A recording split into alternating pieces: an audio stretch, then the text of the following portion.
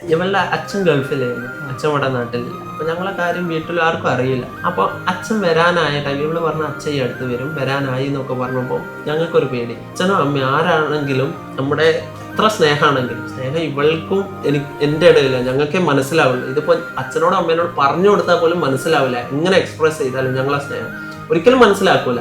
കാരണം ഞാൻ വീൽ ചെയറിലാണ്. അപ്പൊ ആ കാരണത്താൽ ഞങ്ങൾ തീരുമാനിച്ച് രജിസ്റ്റർ മാരേജ് ചെയ്യാം, നീ ഇറങ്ങിപ്പോര്, പിന്നെ അച്ഛന് വേറെ കെട്ടിക്കാനൊന്നും പറ്റൂലല്ലോ.